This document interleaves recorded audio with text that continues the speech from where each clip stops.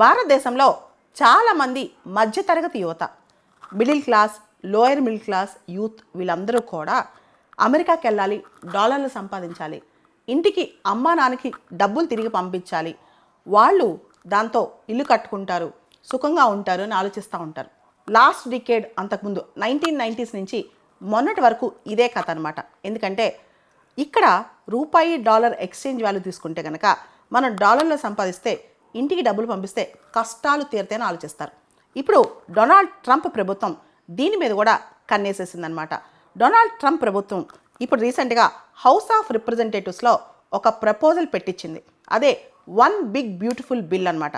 దానిలో రెమిటెన్సెస్ ఏదైతే విదేశాల్లో వర్క్ చేస్తూ సంపాదించి స్వదేశానికి పంపించాలనుకుంటారో దాని మీద 5% ఎక్సైజ్ డ్యూటీ వేస్తారంట, 5% పన్ను వేస్తారంట అనమాట.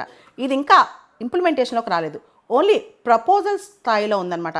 ఓ పక్క అమెరికన్ బిజినెసెస్కి ట్యాక్స్ బ్రేక్స్ ఇస్తున్నారు, అంటే అమెరికాలో బిజినెస్లు బాగుండాలంట, అండ్ అమెరికాలో గవర్నమెంట్ స్పెండింగ్ తగ్గిస్తున్నారు. ఇంకో పక్క రెమిటెన్సెస్ ఎవరైతే అమెరికాలోకి వెళ్ళి సంపాదించి స్వదేశాలకు పంపించాలని చూస్తారో వాళ్ళ మీద దెబ్బైపోతుంది ఇప్పుడు ట్రంప్ ప్రభుత్వం అనమాట. ఎవరైతే సెండర్ అమెరికా నుంచి ఇతర దేశాలకు డబ్బులు పంపిస్తారో వాళ్ళు అమెరికన్ సిటిజన్ కాదు, వాళ్ళు వెరిఫైడ్ యుఎస్ సెండర్ కాదు, వాళ్ళపైన ఈ పన్నులు భారీగా పడనున్నాయి. వరల్డ్ బ్యాంక్ రిపోర్ట్స్ ప్రకారం 2008 నుంచి 2008 సంవత్సరం నుంచి ఇప్పటి వరకు కూడా ఇండియాకి లార్జెస్ట్ రెమిటెన్సెస్ వస్తున్నాయి.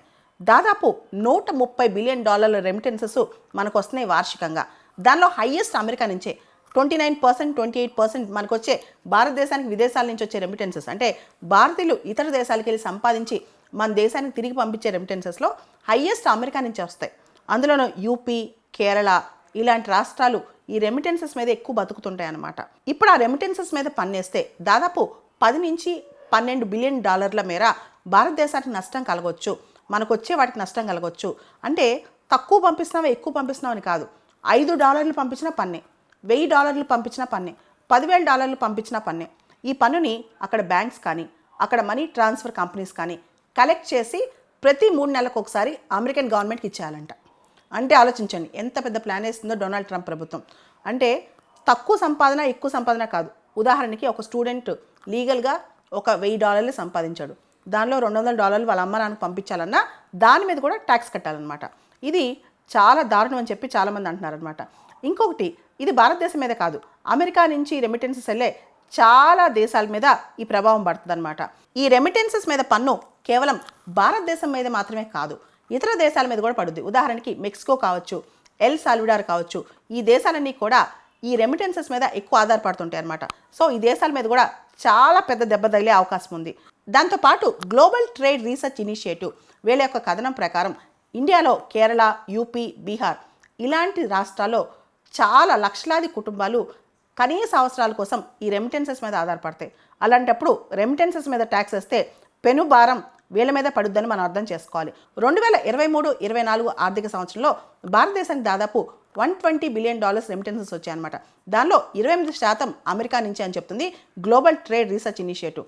సో అమెరికా నుంచి వచ్చే ఈ రెమిటెన్సెస్ మీద పన్ను పడితే దాదాపు 10 నుంచి 12 బిలియన్ ఎఫెక్ట్ భారతదేశం మీద పడుద్ది, భారతీయుల మీద పడుద్ది అనమాట. అయితే ఈ proposed one big beautiful bill ఏదైతే రెమిటెన్సెస్ మీద పన్నులు వేస్తామని చెప్తుందో ఆ బిల్లు అమెరికన్ సిటిజన్స్కి, అమెరికన్ నేషనల్స్కి అప్లై కాదు. ఎవరైతే అమెరికన్ సిటిజన్స్, అమెరికన్ నేషనల్స్ డబ్బులు ట్రాన్స్ఫర్ చేస్తారో వాళ్ళని వెరిఫైడ్ యూజర్స్ అంటారు, వాళ్ళకి అప్లై కాదు. కాకపోతే H1B వీసాసు, L1 వీసాసు ఇలా వెళ్ళి అమెరికాలో పనిచేస్తారో వాళ్ళందరికీ ఇది అప్లై అవుతుంది.